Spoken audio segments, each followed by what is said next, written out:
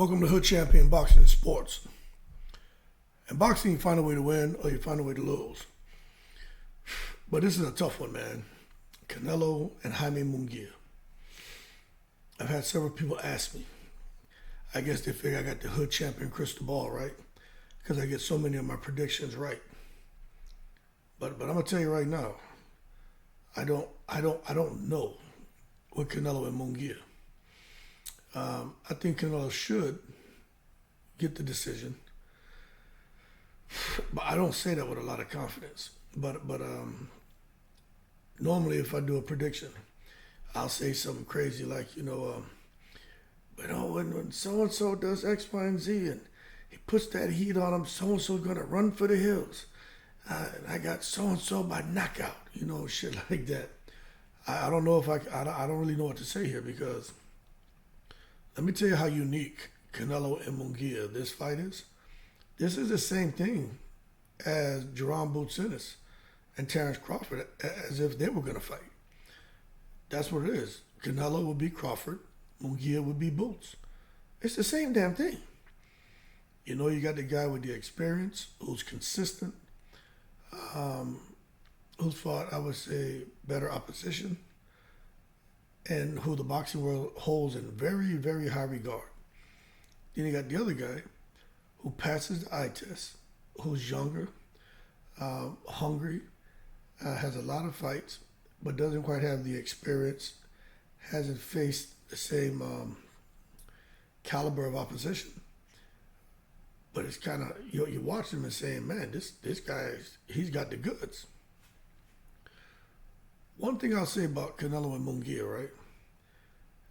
This whole thing with Canelo and Oscar De La Hoya's long simmering feud, it boiled over this week.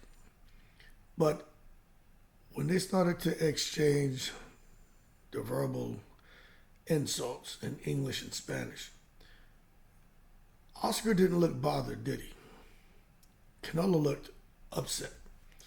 But he didn't really look too bothered. It was more just like, you're not going to talk to me like that.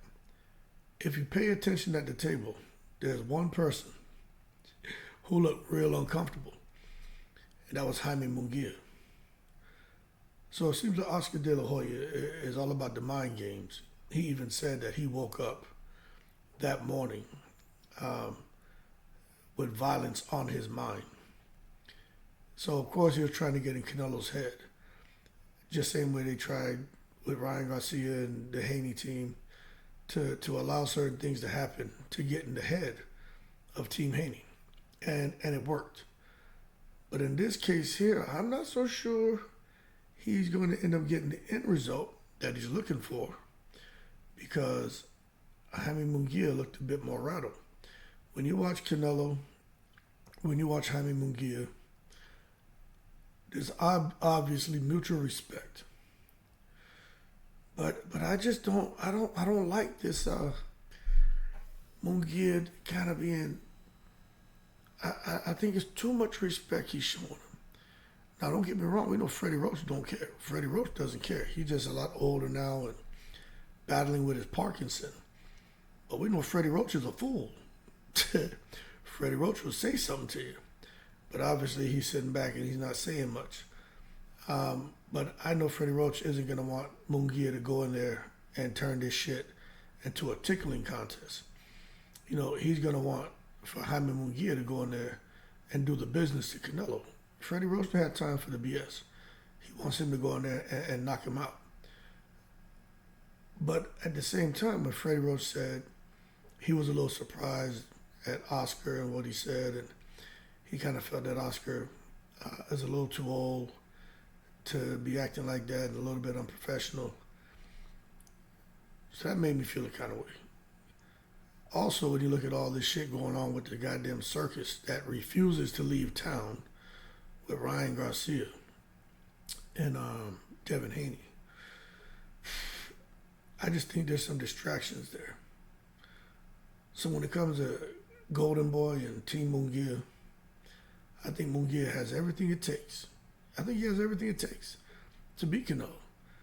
But when I watch Munguia and the flurry of punches, and with the aggression that he has. I just think, although we're talking about this fight, it's kind of like a Boots Crawford, the old experienced ninja taking on the young, hungry, passionate, confident ninja, where the old wise ninja, should get the victory.